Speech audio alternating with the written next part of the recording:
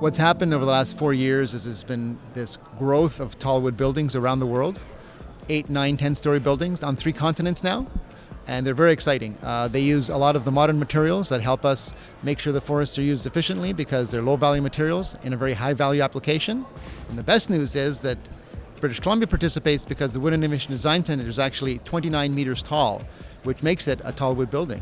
Only officially 6 floors, but in fact, because of the double height first floor and those tall ceilings, it's almost as tall as a 9-story building. British Columbia is quickly catching up. You know, the people that build these tall buildings have been here at our events before, and they're quite impressed with what British Columbia is doing. In fact, we're getting better at educating our students, bringing in people that have the knowledge, and we're very well known now for having the talent here to make these things happen. Projects like the Earth Sciences Building, some of the 40 cross-laminated timber projects we've had recently, the North Vancouver City Hall, all show different ways to use mass timber and other engineered wood products to make these buildings happen. The advantage Europe has, of course, is that they've got dozens of suppliers where we have maybe 5 or 6. So that's growing here, and that competition is going to increase as the market for these buildings picks up.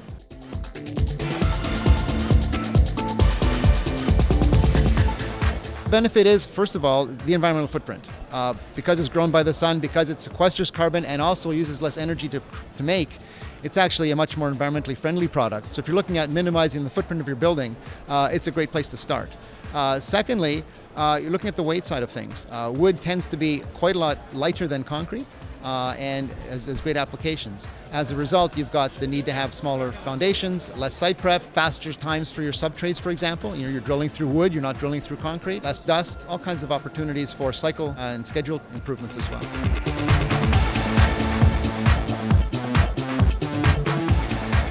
There's been a misunderstanding, I think, of what wood can and can't do.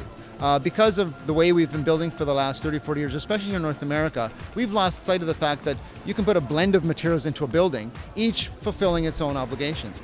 We realize there's no such thing as an all-wood building. Every building that's considered an all-wood building has some concrete, has some steel, and has wood. Our mission, though, is to make sure that for environmental reasons, for economic reasons, for the benefits of the occupants, people start relooking at that balance and adding back some of those places where wood makes a lot of sense in terms of large diaphragms, in terms of supporting columns, in places where it can do an admirable job at about 40% the weight with a much smaller environmental footprint and other benefits in terms of cycle times and scheduling that actually are becoming real around the world now.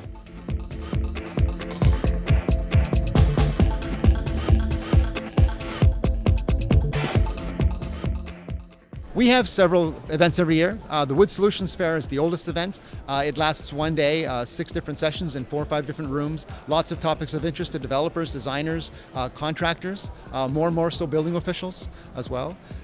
Then we've got specific symposiums. We have one on Tallwood buildings. It's going to come up again in January 23rd actually, talking about not just Tallwood buildings, but larger buildings, more complicated buildings, how to use wood to build faster, to build better, to build buildings that actually are more sound and resilient. And we've got professors' events for the education side. We have a professors' conference every year where we actually encourage the next round of educators to make sure that we're poised to continue this growing trend that we have in British Columbia of becoming forefront authorities on how to build with wood effectively.